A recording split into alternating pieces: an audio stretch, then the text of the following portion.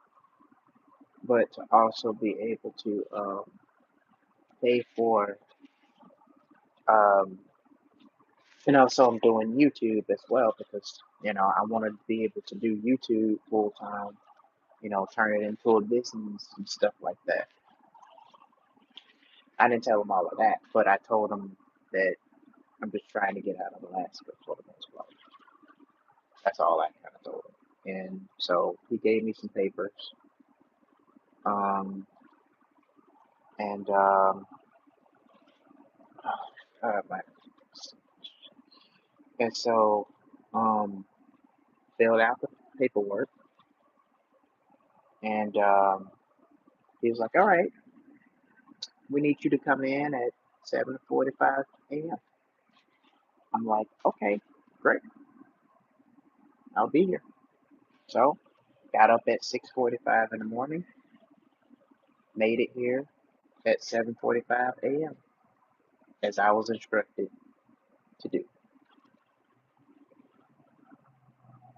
When we got there, everybody had to wind down, get set up for work. Everybody got their music and their cell phones and their own little portables set up.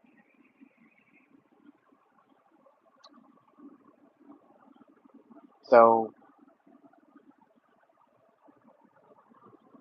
it was like, okay, great, you know, that's great. And so then we started working.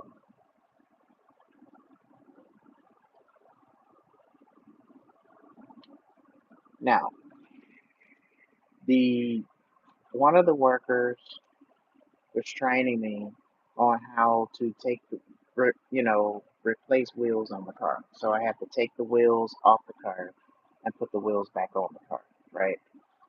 The easy part was taking the wheels off the car. The hardest part was some of the wheels were so heavy that I could barely lift it up to put it back on the rim, right? And I tried other techniques that I could do that will actually help me out, and nothing seemed to work. I had them show me different techniques and different ways to get the wheel on the rim of the car. Because what they had to do was my job was to take all the wheels off the car, out of their car, the tires off their car, right? From the back seat, because some of them have them in the back trunk of their car. And this company, the people have to bring their own tires for the most part to put on their car, right? So I had to take that, unravel the bag, and I took all the wheels and I stacked them up. So what the other people do is they take the rim off the tire and they replace it with the new tires. So they were showing me the tire rotation machine and how that works. And it was like they were yo-yoing me all over the place. I didn't even have time to get adjust to what I was doing because I wasn't really good at using the machine and nobody wasn't really trying to walk me through it or at least walk me through it so that I can be able to better understand how to do it.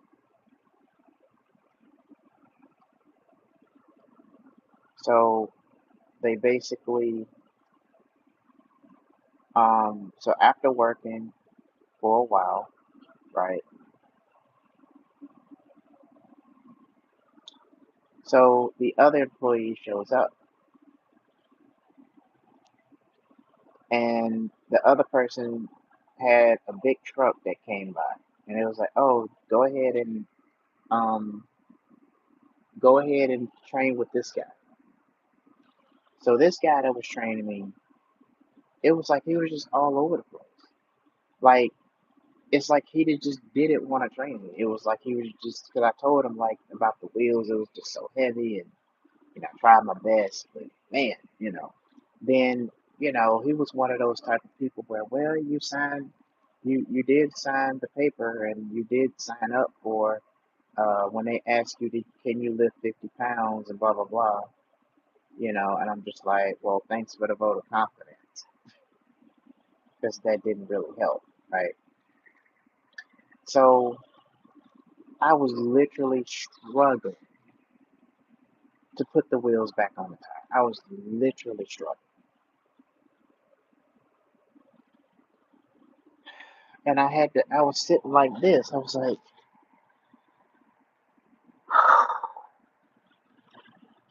I was just like, okay, I gotta figure out a technique. I gotta figure out something. That's how I was. I was just like, whew, okay. So the guy showed me you can roll it on your knee and you can pull it up there. And I'm just like, I don't know if I want to do that because that's going to cause me more pain. And before I got started with the training, I had to do some warm ups. This job do not do any warm ups. They just get in there and they be flipping them tires like hotcakes on the car. I'm just like, how? Like this guy showed a technique where he will flip the tire on his knee and put it in. I'm like, I don't know if I can. I can't do that. That's crazy. Like, that's crazy. So at this point, I'm just like, what is going on? So the guy was telling me to pick up. It was like a torque. I had to pick up the torque tool to untorque all the bolts off the tires, right? And he told me to go get it's some sort of scanner device he wanted me to get, and I didn't understand what he was talking about because like it was my very first day, which was yesterday. All of this happened yesterday, so that's why I'm so sore. I have a neck, and I'm sore on my legs. It hurts standing up. I'm sore in my muscle area. Man, I'm telling you, it was like it was the worst experience I had. Right, and I'm just like, this is crazy. The people showed me how to use the rotating machine where you have to rotate the tires and you have to put these little metal sticker blocks on the rim of the tire and you have to put the clip on it and all of that stuff, right? And I'm just like, well, how do you know which one is which? So I was confused. So essentially, when I started this job, now, remind you, this is a job that I've never done before. No experience, don't know anything about what size of what to use, what tools to use, nothing, right? They all talking to me like I've been working there for 3 years. Hurt.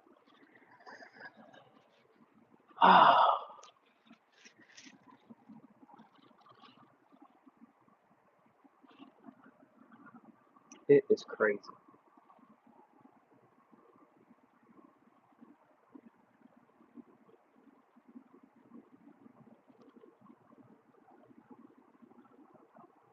And let's see,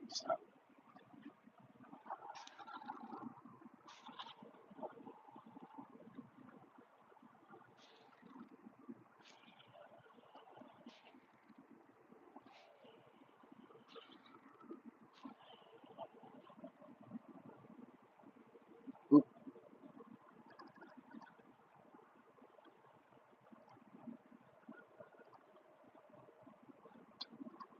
let's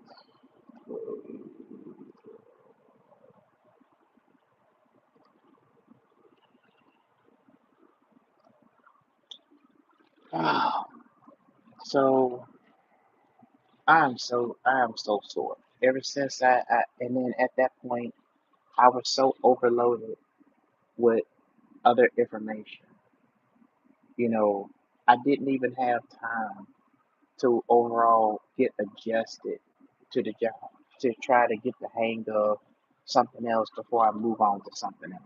It was like the people didn't even know how to train me in a way where, okay, just do this for now and then we'll do this. And then once you kind of get your feet wet in doing this, then we can start working on the machine and we'll get you there. So we'll kind of do one thing at a time. It's just like they were all over the place with the training. And it got to the point where I was so jaded and I felt overwhelmed to the point where I didn't know how to use the machine. I didn't have nobody to walk me through how to rotate the tire as I'm doing it so that I can kind of get a feeling, right? Because if you're just showing somebody and then you just jump off and do something else and you're just telling people like that's not helping me. But that's just the way that they learn, right? So I walked up to the manager. I said, you know what? I can't do this job. This job is just not for me. I walked up to the manager and I told him, I said, hey, I'm sorry to let you down. No, I appreciate the job opportunity that you're giving me. However, I can't not do this job. This job is not suitable for me. I'm already sore all over, and the way that they're training me is all over the place. I have not I mean, it was just so much that was thrown on me on my first day. Mind you, this was my first day working at my very first tire repair store job. On the first day, I couldn't even make it. I couldn't even make it through the shift. That's how bad it was. I couldn't make it through the shift. I said, I can't do this job. I can't do it. So they kind of looked at me and they was like disappointed about it. And then the other guy was mumbling and talking about, well, you just don't want to work. And like, it ain't got nothing to do with me not wanting to work. It's just I'm working a job that's not really suitable for me, right? Now, before I took the job, the guy was like, are you sure you want to take this job? You know, and I'm like, yeah. I said, yeah. At the time, I just said, okay, what could go wrong, right?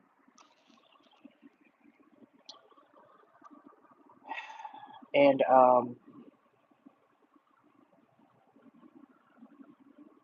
I told the managers, I said, I can't do this job. I can't do it. This job is not fit for me. Mind you, I've already applied for a lot of level entry jobs here in Alaska.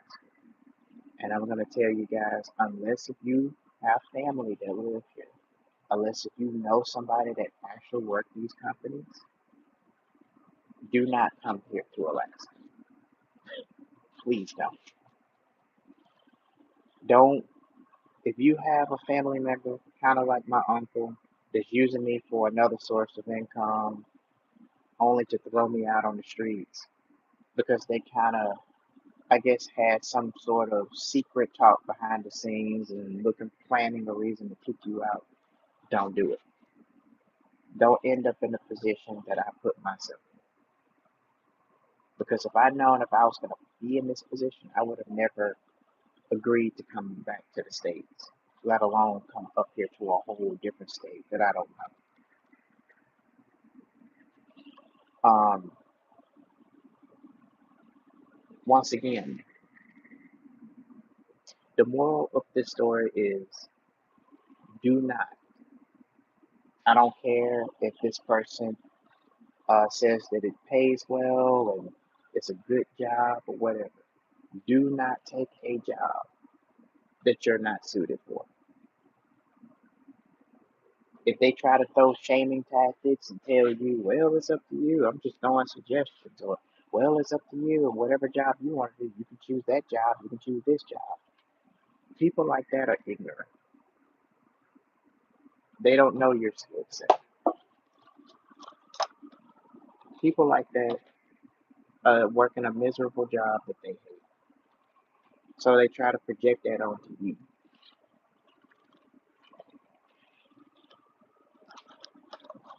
That's what they do. Because I had dealt with that with a lady that I spoke with when I was at the mall. She worked at this place that sells hats and jerseys and stuff like that. And the conversation that I had, she just kind of basically defended uh, everything that is actually working against her. What I meant was I had an argument, and I actually got a YouTube short of when I had the argument with the Uber driver because I was telling him same story I told you guys, but I gave a summary of it. When I talked about the job situation, that's where he just cut me off and started talking. That's where his antennas kind of rose up and he started talking. And he tries to be optimistic about it, which that's one thing to be positive, and it's one thing to stay motivated, and it's one thing to stay inspired. But it's another thing when you have people that are oblivious to what is going on around them and not understanding that whatever, I'm not trying to make this a politician stream or anything, but whatever goes on in the White House, whatever the president does, it also affects not just America, but it affects all the other countries, especially America. And it affects America to your livelihood. Like right now, we got this war with Iran that's causing everything to go up in price. Jobs are refusing to hire people. I have people that came to me and said they applied and put in 100+ applications and have not heard anything back from these people. It's getting bad out here. And I've been saying this since last year, that it's getting bad out here. I even told the landlord about this. And, sometimes I just don't think she really understands how bad it's really getting. I don't think she grasps the understanding of how bad it's really getting, you know, because some people, when you tell them things, it's just nothing but a bunch of noise to them. The truth about things that are going on is nothing but a bunch of noise to them.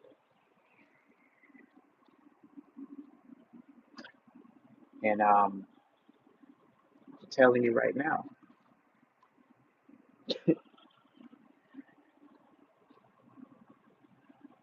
do not. And don't let people make you feel bad for choosing something that's right for you. Because when they say things like that, that's because their life is miserable. When they throw in shaming tactics and trying to downplay it and make it seem like, oh, well, I mean, it's up to you. I'm just making suggestions, or, if you want to work, whatever. So let me finish this story. So after I told the manager, the manager said I couldn't do this job anymore. I gotta go. And I realize now that I think about it, this job didn't even give me a direct deposit, which I'm assuming they don't do direct deposit. Or maybe they did, but they didn't have the form for me to fill out for it. Um, as I was getting into the locker to get my stuff, the guy came up there and, he kindly talked to me. He said, I used to work this job since I was 18. And I said, well,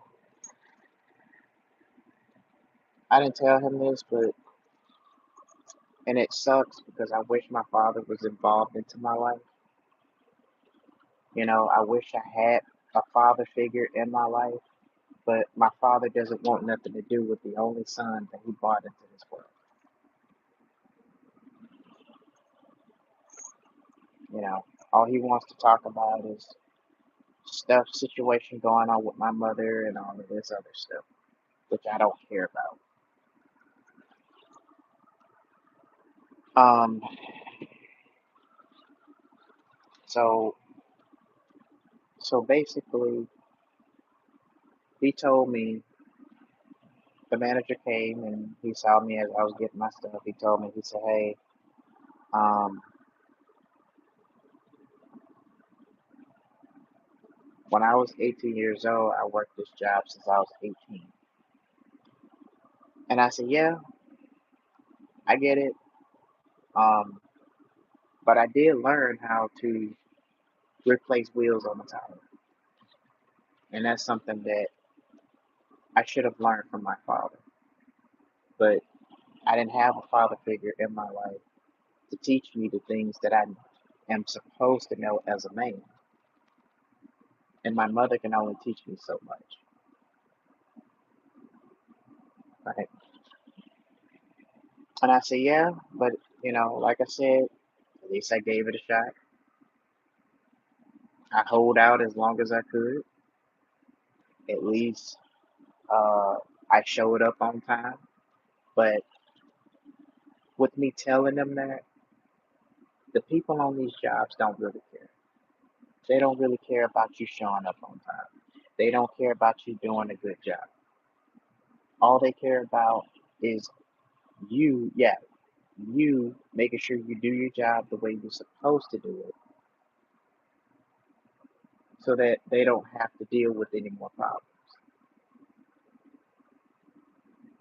And that's the thing about most of these jobs. They don't care about you.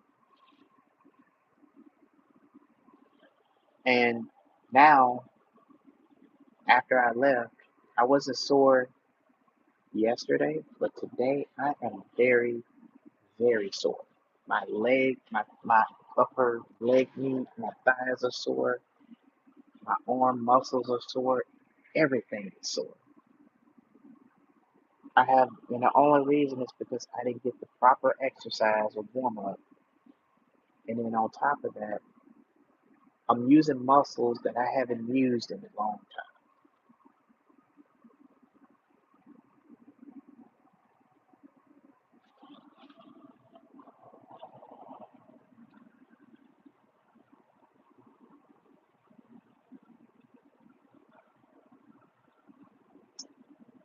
Yeah,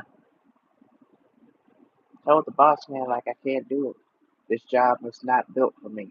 I'm just not built to picking up tires. They even had me picking up big tires that was 22-inch rims, and I'm just like, this is crazy.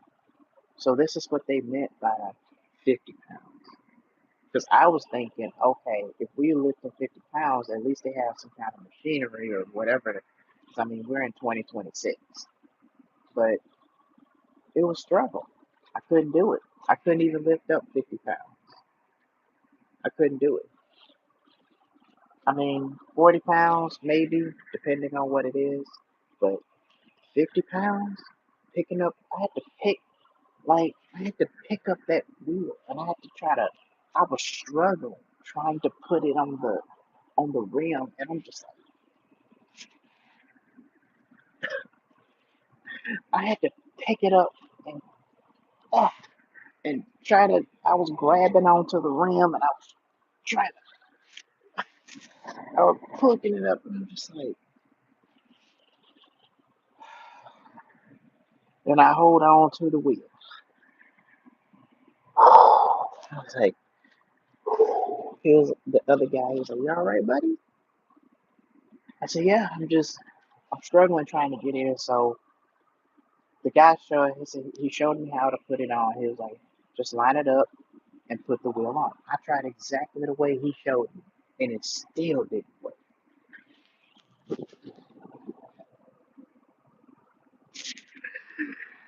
It still didn't work.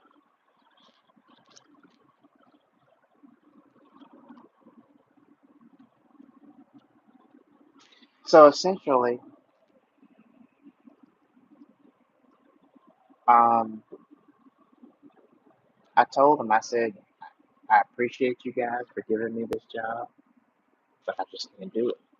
This job is not built for me. This job is just not built for me." at all, period. Ah, oh my God. This job is not built.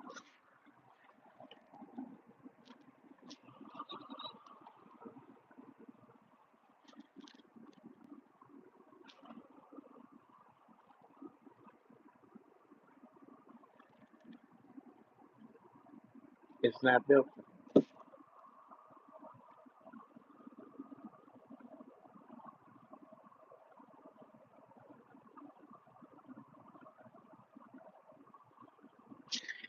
Hey, Ashley, I got a question for you. What's your YouTube channel? I like to swing by there and show my support. I think it's only fair that I share my support and um, try to support other people if I can.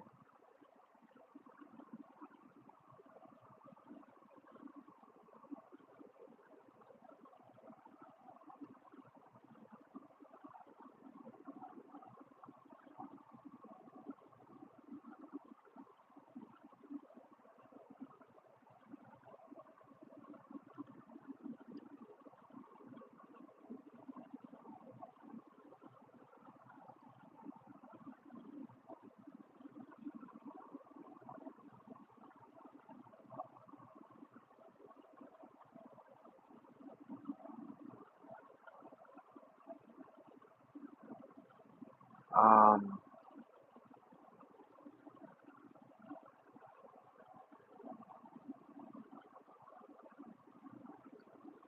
but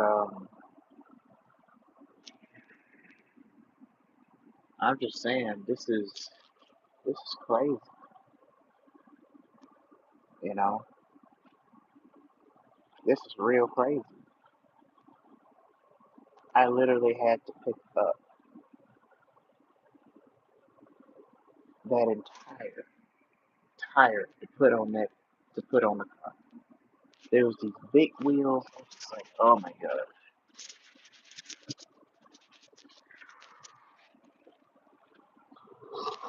this is crazy.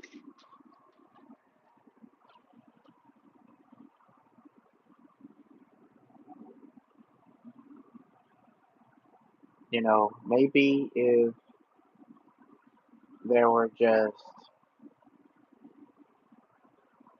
an easier way that I could work the job and still stay on with the company, then maybe I would have stayed. But the way they were doing things, the way they were training people, they were just training me on every other thing. And I didn't even have the time to get adjusted. I mean, I was just overwhelmed on my first day. I'm just like, yeah, I can't do this. This is my first day. It's like, they trying to be hard on me for no reason. It's my first day on the job. I'm trying to learn this stuff.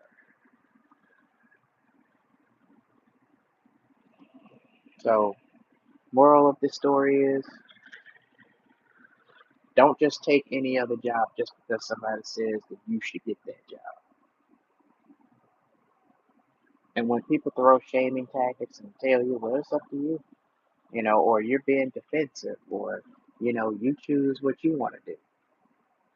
Don't don't don't adhere to it because it's just another way of people trying to shame you just because they work in a miserable job and they can't find a better job for themselves. And because they can't find a better job for themselves, they make statements like that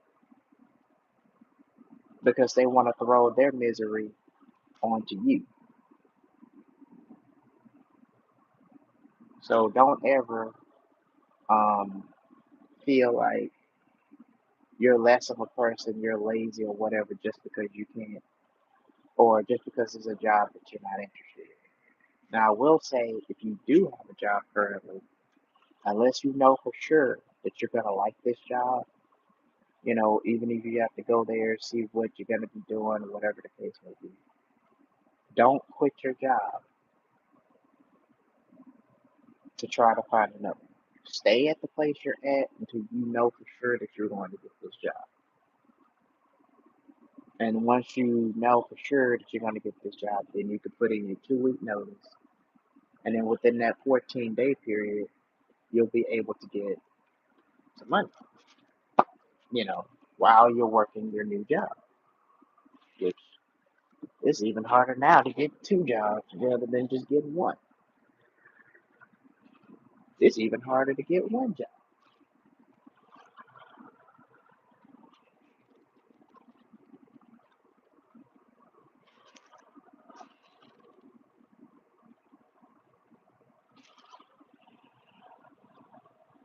Yeah, it's harder to get one job.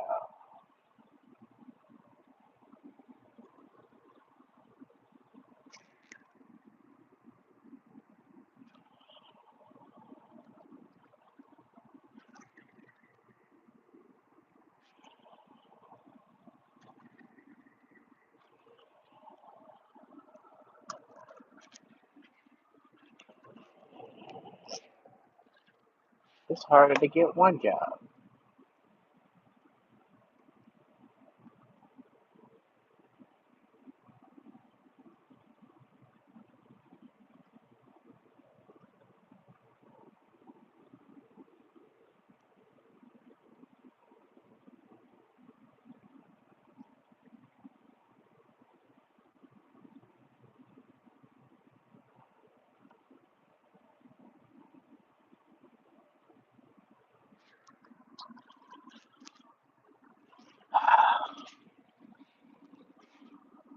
Then, you know, my mother, I spoke to her yesterday, and it didn't really make my situation any better because I was trying to talk to her about,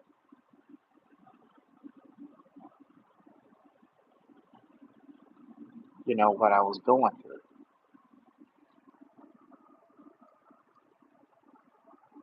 And she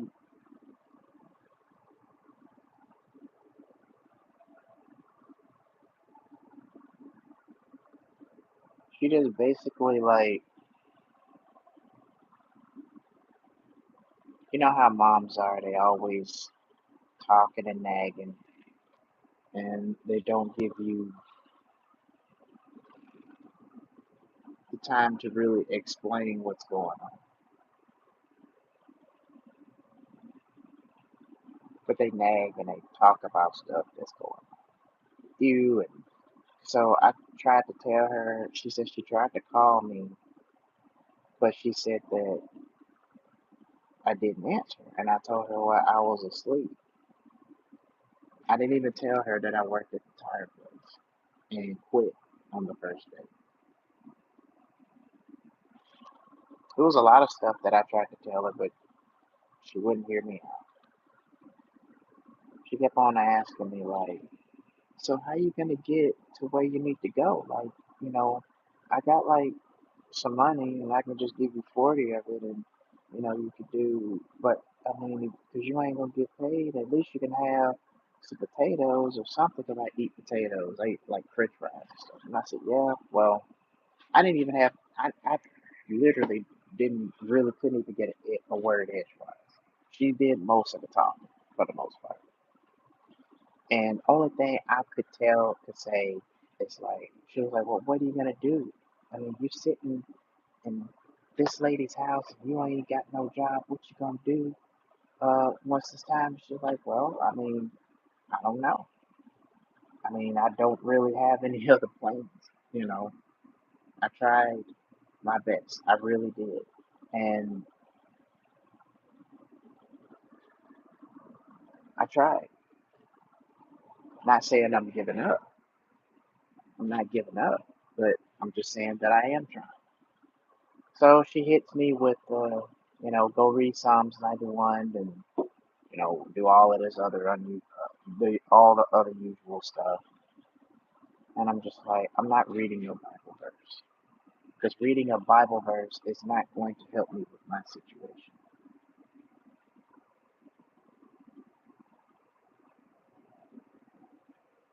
I don't know why she keeps telling me to read Psalms 91, go read a scripture. Reading a scripture is not going to help me with my situation.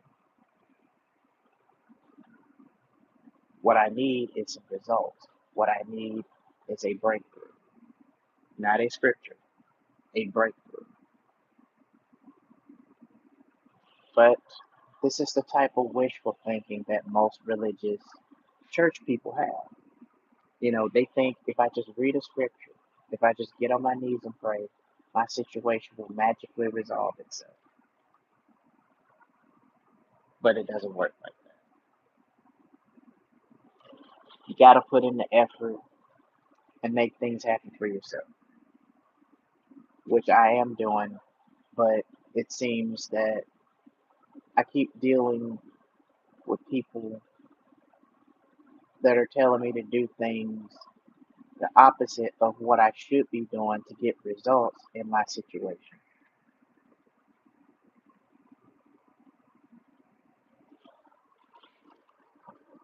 Uh,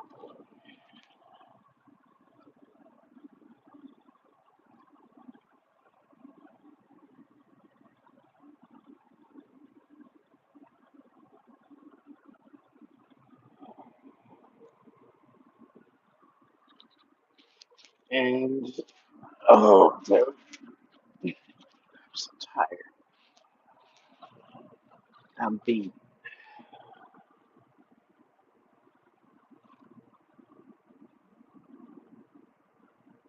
As a matter of fact, let me move this over a little bit. Um, I don't know if it'll let me. Okay. I need to replace this light. This this is actually from my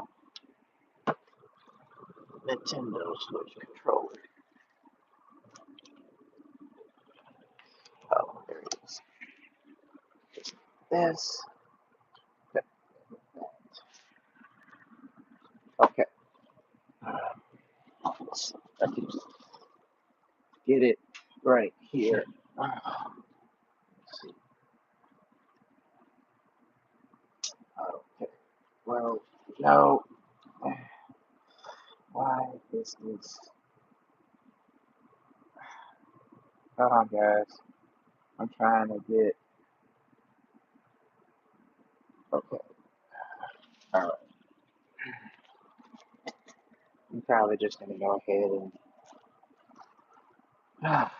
So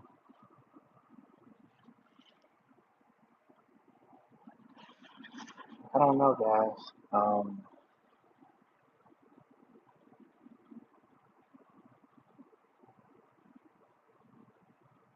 It's just been a never-ending drama for me.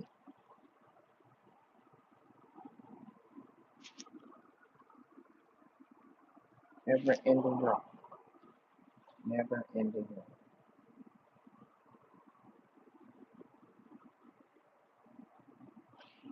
Food is running low. Money is running low. Jobs are not hiring. They'll interview you, waste your time, and then it just don't matter. Meanwhile, I'm doing YouTube, other side gigs I'm working on, trying to get some attraction from that. Doing research on the internet, trying to see what other ways I can get attraction. Nothing seems to be working.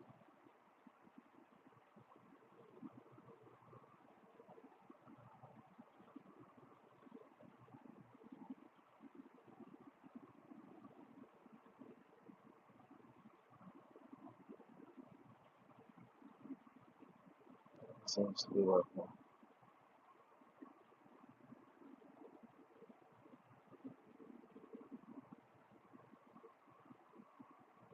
I didn't even feel like doing a live stream today. And you know, now that I think about it, as I thought about it yesterday, and now I'm thinking about it now, the job didn't even have a direct deposit.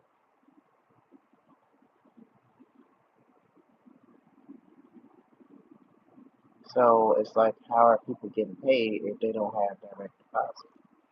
Unless if they're sending the money into a check. That's the only thing I can think of. Which I know my check is not really going to be that much because I was only there for like since 7:45. So mm, that's only 4 hours. Oh, man. Sorry guys, I gotta. Oh, so yeah. Um, my legs are so sore from that job. It's ridiculous.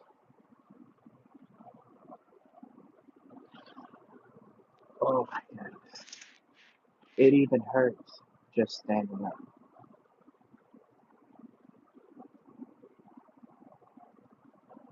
And the only reason I took that job because I was desperate.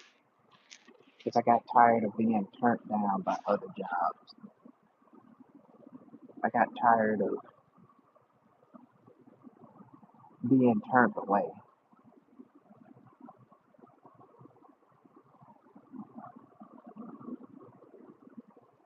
And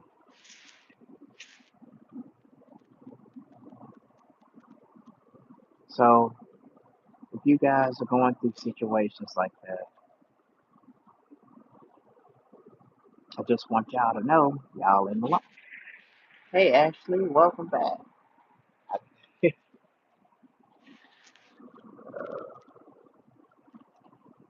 So,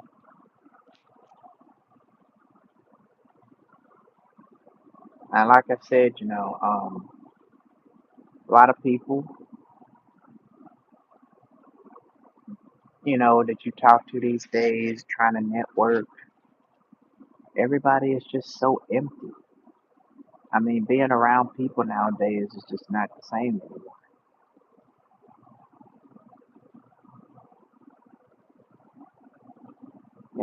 You can't even network with people anymore. People have to recognize you or they gotta know who you are. Oh,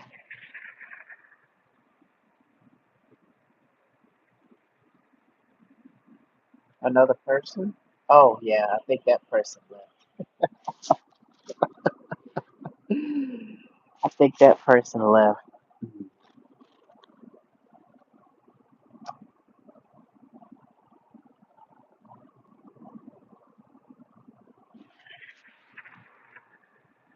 Yeah, it happens. Like it happens. Like when I first go live, it's like I'll get like 13, 43 people, and then it'll drop down from like 43, 13, 43 to 38, then from 38 to 13 people, then from 13 people to 6 people, then from 6 people down to like 2 people, and then one leaves, and then it's like it starts fluctuating from 0 to 2, 0 to 6, and it fluctuates.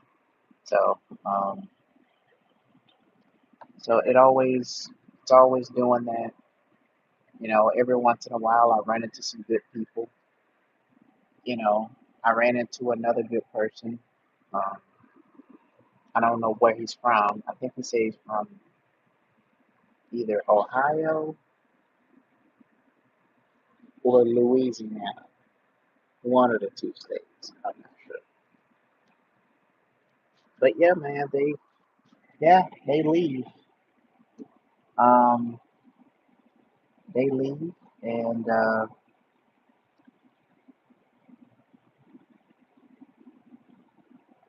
they'll join and they leave. You know, I mean, I done talked about pretty much enough. With my experiences. Um, and it's just Alaska's a nice place to go to. They got wildlife and stuff, but if you come in here for jobs, the jobs here are very limited. They're gonna always repeatedly want 3 references for the job. In my home state, I didn't have to worry about no references.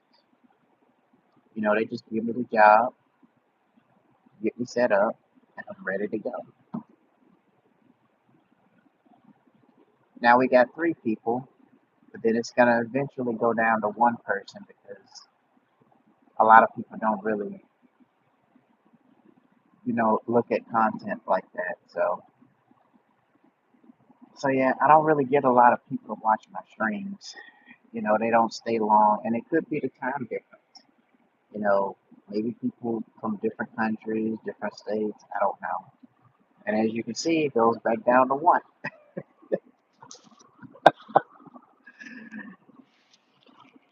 Now you got some people that'll show their support. They'll come in, hit the like button, and then they'll leave. So that was good enough for me. The more likes I get, the more chances of this live stream being pushed out, the more possible good people I can find. Um,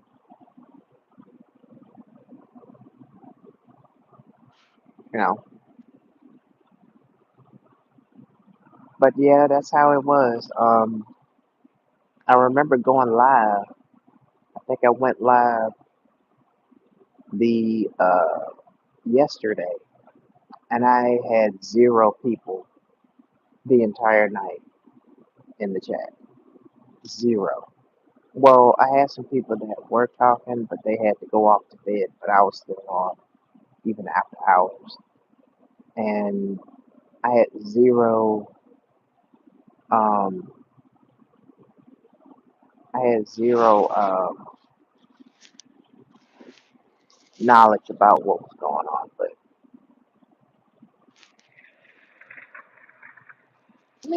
it is what it is. Yeah, I mean, like I said, it's YouTube. If you're not, if they don't find you interesting, and I think this is like a lot of things, and this is the thing too with YouTube is a lot of times with YouTube, people give up on YouTube because they can't seem to get the views, they can't seem to get the subscribers that they want, and you have the YouTube algorithm that show videos to people, and this is um, and it gets to a point. It's like a daunting task where you know you can't get people to watch your content. It's extremely difficult to get monetized because it all depends on what the viewers like to watch. You know, and I've been down that road. I've been on YouTube for 8 years since I don't know if you can count that as 8 years because my math may suck, but I've been on YouTube since 2007 and never had a monetized YouTube channel ever. And in thinking back on it, if I had started a channel, and kept it consistent back then, it would have been easier. But now it's getting to the point where it's harder than ever before to get anything, to get any recognition whatsoever. And now you got a lot of these YouTube education guru channels that are brainwashing these people about YouTube. And, it's just, and then when you start looking at these videos, you know, of different YouTubers that teaching you how to grow on YouTube, and then bam, there's another video, then bam, there's another video, then bam, there's another video, then bam, there's another video, and then before long, you're down the rabbit hole. Now you're confused and conflicted because every YouTube growing content creator that's teaching you how to grow on YouTube, they're regurgitating the same YouTube growing talking points as the next person. They just take it and put their spin on it to make it look like it's something new when it's practically the same.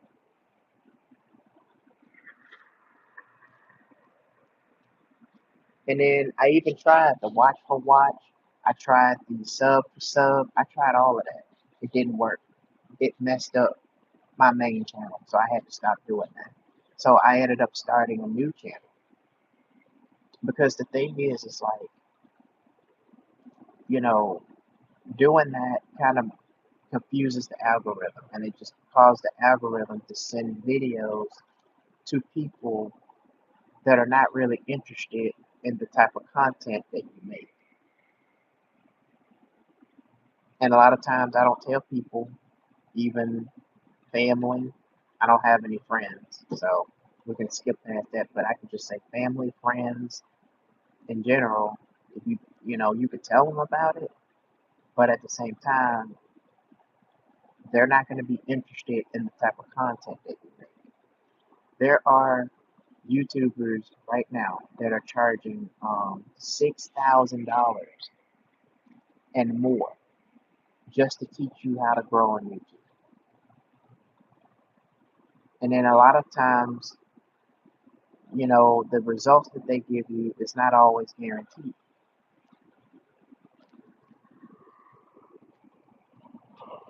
And then you got some YouTubers, they getting smart about it. What they do is they'll give you a website to their website.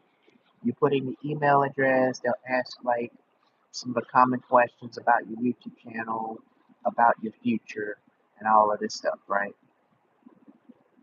And then they'll have because most of these YouTubers, they got a team that runs their website. So what they do, they'll call your phone, they'll text you, say, hey, when is a good time to call you today? They'll call you at that time. They'll talk about what's the future of your channel, what's your channel about, what you're trying to do with your YouTube channel, and all this stuff, right? So then that's when they tell you what the price is. Because usually when you go on that page and you see the price, I'm like, I'm not doing that. But now they got a little, they're using this strategic strategy where, okay, they have a team, the content creator have one of his teams to contact you and tell you. Because I actually, there's a YouTuber that I signed up for his courses just to kind of get an insight on how they're doing it, right? And you probably know this YouTuber. His name is Shane Hummus. I don't know if I'm pronouncing his last name right. Um, then there's another YouTuber called Making Money Matt. So I reached out to Shane's team and they called. And I was at work because I was a security guard at the mall at the time. And we started talking about future and what I was trying to do. I told them about the different kind of channels I have because I have a bunch of YouTube channels that I'm all over the place with. But more commonly, I'm sticking to the gaming channel, this channel, and I was doing a scary story channel, but I don't have the money to make more stories. So, there's a certain way I like my stories to be. I like the sound and like to be heard. And it was like, okay, so we're gonna have to charge you. It'll cost you because we're gonna require like some investments. Because they'll ask you, are you willing to invest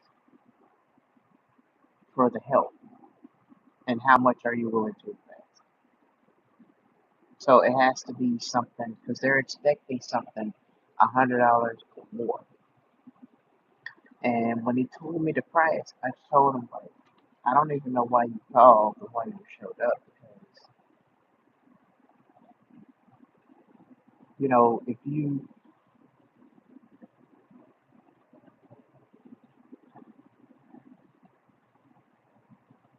I lost my train of thought. But here's the thing. Here's the thing about YouTube. Okay. The thing is with YouTube, yes, you got to keep posting. But my recommendation is stay away from YouTube content creators that are teaching you how to grow on YouTube. Stay away from them. I wouldn't recommend watching them because if you watch one, you're going to end up watching another and another, and then it's just going to promote you to give up. Because there was a point in time that I almost gave up on YouTube because I'm listening to all of these YouTube gurus that are teaching you several different ways to grow on your channel. And I'm going to tell you why there's so many YouTube education gurus out there that are teaching you several different ways to grow on YouTube. But what they're really doing is they're using AI software to grow on YouTube. That's all it is. And the way they're selling their product to make it seem like they can really give you some guaranteed results, even though they can't give you any guaranteed results. So how this works is, you know, just keep on posting, keep the style of content that you're doing, and if you're not able to post a video, if it's late, usually when I post my videos, I usually schedule it from 3 p.m. to like 3 p.m. to, or sometimes at 12 p.m. One of those two times when I don't know what time it'll be in Washington, but 12 p.m. Alaska time, 12:03 or 12 p.m. Alaska time is when I post a video. Like I also got a gaming channel, YouTube channel that I'm building on, and that's my main channel, and it's not monetized yet.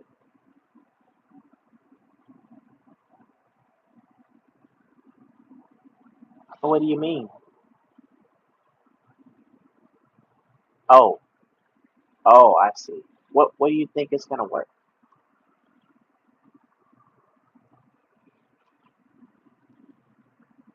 Of course, uh I can do a gaming.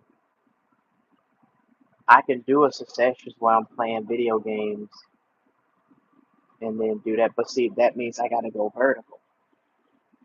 And see, a lot of people don't watch my vertical live streams. They only watch the no horizontal. I'm sorry. You can already tell them.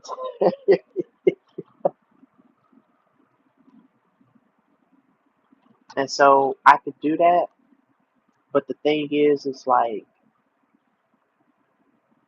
I get more attention going vertical. But see, if I do it going live on my horizontally, I don't get any attraction. I mean, I can always try it, but at the same time, you know, I don't know. I could start a new stream right now, and then I can do that. You know, um, that could work. Bring some people in. I could do that. Maybe that's something. Yeah, that is something to consider. I don't know if a lot of people actually do that on their streams. You know, um, but I think that is something to consider. But I also want them to know what my channel is actually about. It's really about a home community. I'm trying to build a community where people are going through the similar situations that I'm going through, and that they can have a place where they can come and they can share their experiences. They can talk about whatever they want to talk about. you know. So I try to keep it around that. I can try to get that set up. See if that works.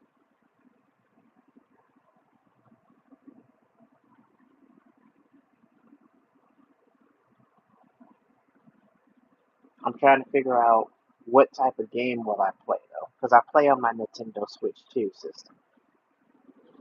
So I'm trying to figure out what kind of game can I play.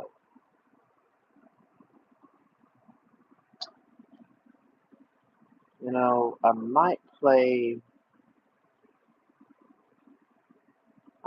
Outriders, or I might play Remnant 2, or I might play Super Mario. I've seen a lot of people on TikTok play Super Mario 64, mostly Mario 64. I've never seen anybody. I also have a Twitch channel as well, but that one's only a gaming channel. So, um, I have a Twitch as well. Um, yeah, but only problem is like I'm trying to get regular viewers that will view because I got like I think 21 followers, and if I can get 25 followers and get regular everyday viewers to view my live stream 4 separate days, then I can basically get monetization on it because I'm already close. I'm just trying to find the right people, which that sometimes is the challenge. Is finding the right people. So let me see. I can start a new stream. Um, I use OBS for my live streams. Only thing is, I don't even know what game I would want to play.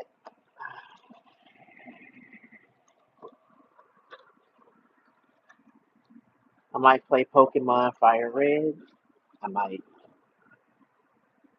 want to play something else.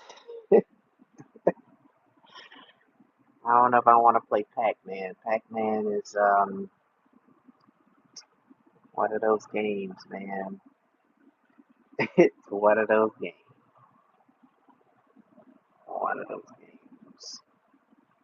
Let's see, let me make sure everything is set up. I got that set up here. What I need to do um, is I need to connect that account to my live story channel account, so I can do that. But see, if I do that, they're gonna think it's a gaming channel, and it's not a gaming channel. Now, if you want to check out my gaming channel, um,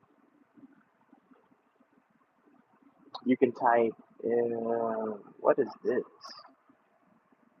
Oh, I see. Okay, they obviously they don't have a chat box like they do in the actual live stream. But what you can do, okay, so the name of my channel is, and these presidents, man, I tell you, the United States, all they're doing is destroying this country. It's crazy. So my gaming channel is at Cybermax009, or you can type in Cybermax Central. That's my main gaming YouTube channel,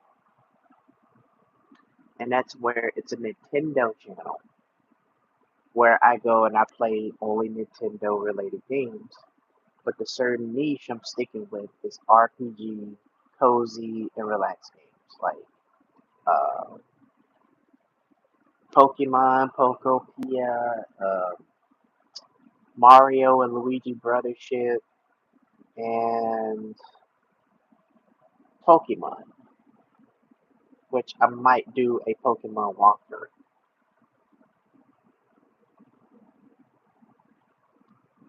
Okay, so my channel, let me see if I can type it in the chat. Hold on. Uh,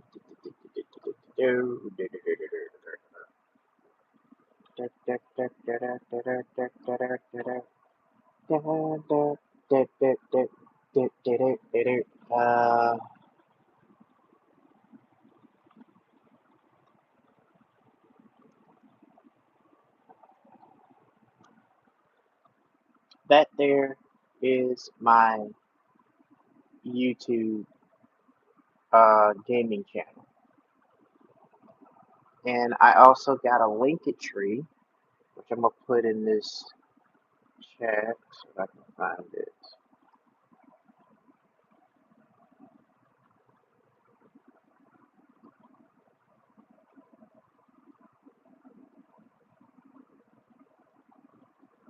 Actually, I'm gonna copy the whole thing. So I'm gonna do this, and let's see. I also got merchandise that I have created on this link. So if you guys want to show your support, you want to buy you some merch, I created it all by myself. I do the editing and everything by myself. I've also done walkthroughs, no commentary walkthroughs. For the live streams, I normally talk, but since I didn't have anybody in the live streams, I'm just like, well, you know. So Cybermax009, that is my gaming channel. Now I do have a second gaming channel, but I'm not sure what I'm gonna do with that one yet. So I'm only focused on this channel. I was focused on my scary story channel, but then I ran out of money to use the voiceover for the stories that I had to tell because because I'm living with roommates and I can't be too loud because roommates will complain. They'll complain to the landlord. Landlord will text me and say, "Hey, are you doing this? Are you doing that? What is going on?" So, so I try to keep it down.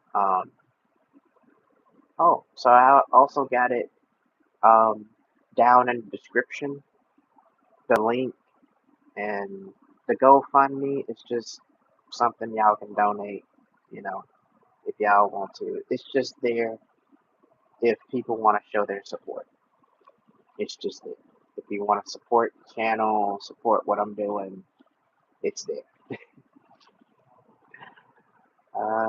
Okay, let me get off this thing here. Because the only reason it's second person because I'm watching it along with you guys. So that's the only reason it says two. Now, if I click off of here and go somewhere else, we're back to one. Welcome back.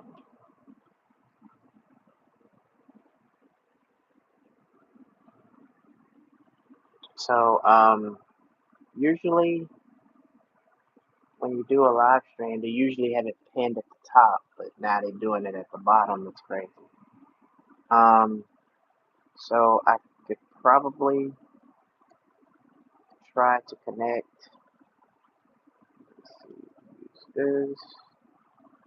I think it's gonna be the first one. Okay, let me see this one. No, that ain't it. And it's kind of crazy because I can't figure out. Um,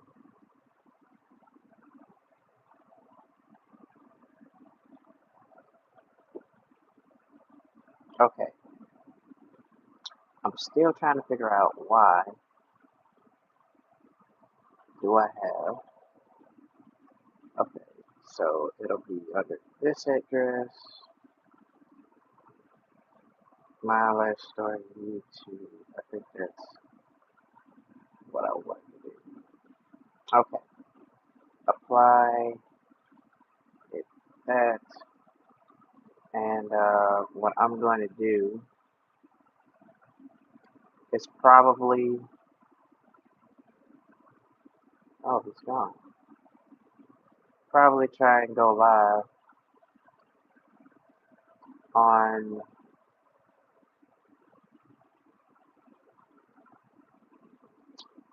my YouTube channel.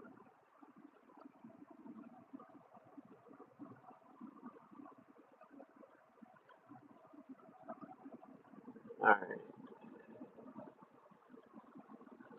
so we could just hit that.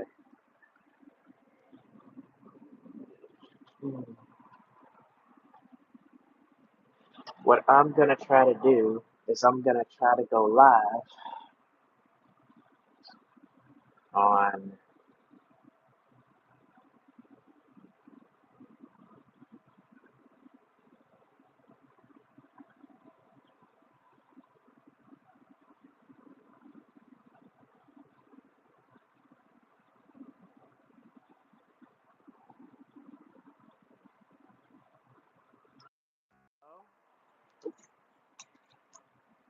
oh, hello? Yeah, I can hear you. Can you hear me? Oh, hey. Oh, it's alright.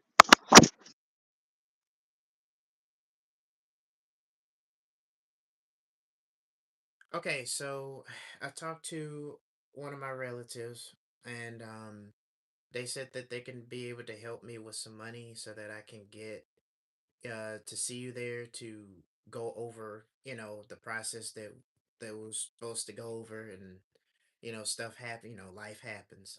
So I was just letting you know about that, and I'm just gonna let my relatives know so that they can kind of help me out with getting to work and stuff until I can.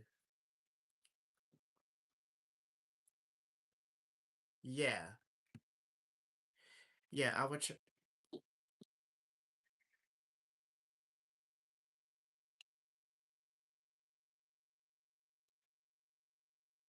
right.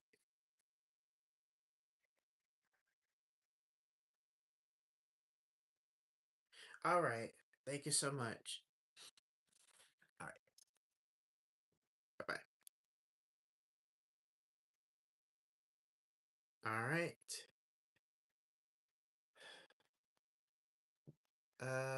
give me 1 second, guys. I gotta make this phone call right quick.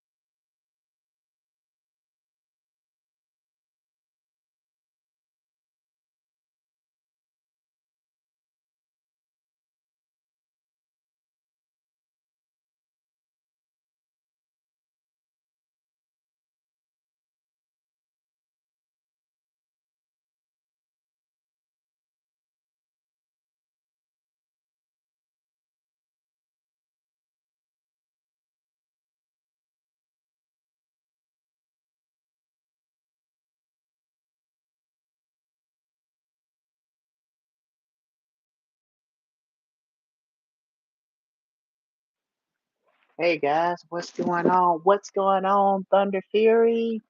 What's up, man? Good to see you. Um, I'm actually on a phone call right now. I'm trying to make a phone call to my mom right quick. So if you guys just give me a second. Um, just give me 1 second. I gotta make a phone call right quick. I'm gonna put you guys on mute. Just for me. I'm gonna give me 1 minute.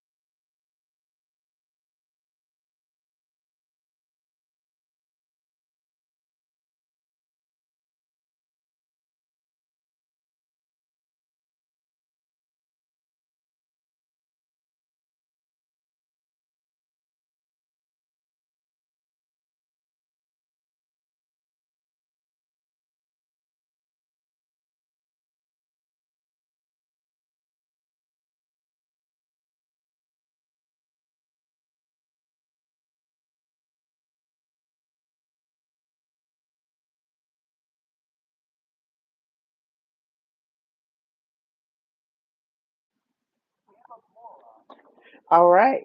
I am here. I am here. I am here.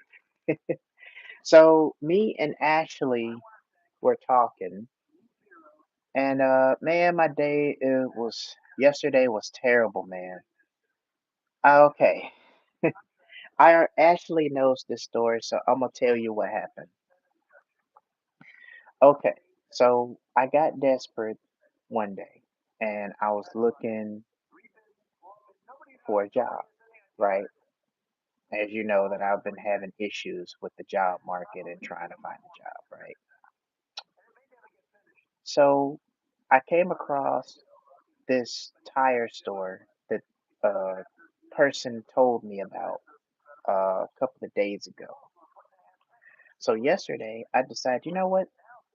It's called Alaska Tires. It is a place where it's like Firestone, some kind of tire place where you have to provide your own tires from some whatever place that requires tires, and you take it to a tire store, and the workers they replace your old tires with the new tires. You know, they got a machine where they take the rims off the tires and then they put on the tires, right?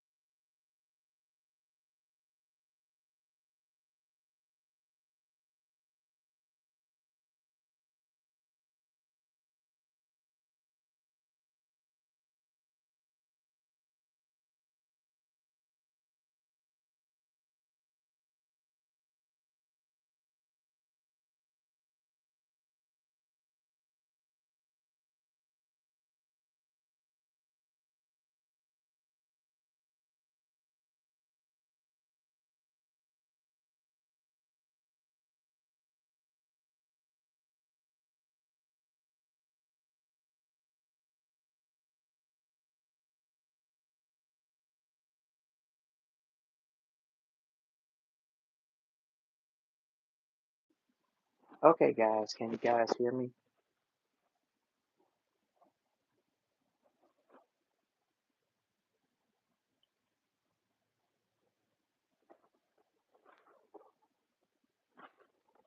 Okay, so I had a call from one of the jobs, so I'm gonna be taking a trip down there because they got to get some paperwork filled out and everything. So, um, what I'm gonna do is I'm gonna exit this stream, but I'm gonna start a new stream. I'm gonna start a brand new stream as I head out, because I'm gonna be going places once I get there. I won't be streaming for long though. You know what? On top of that, once I finish with everything, then I'll do a stream after I finish with the paperwork of this job that I can go to. And then once I do that, and then when I come back, I'll be able to stream longer. So let me end this stream, and I'm gonna come back to this stream really soon. All right. And I also have a link in the description. So if you guys want to support or you want to buy some merch, I have Scattered Nightmares and along with some other links in there too. And it's a scary story channel where I talk about spooky stories, about family rituals, dark family secrets, and stuff like that. And I also got merch from my other YouTube channel called Cybermax. 009. So if you guys want to check that out, you can. I also got merchandise for that as well that I think you guys will really love. And also, I have merch for this channel. And that, so, you can check those out whenever y'all get the chance. I'll be back with another stream.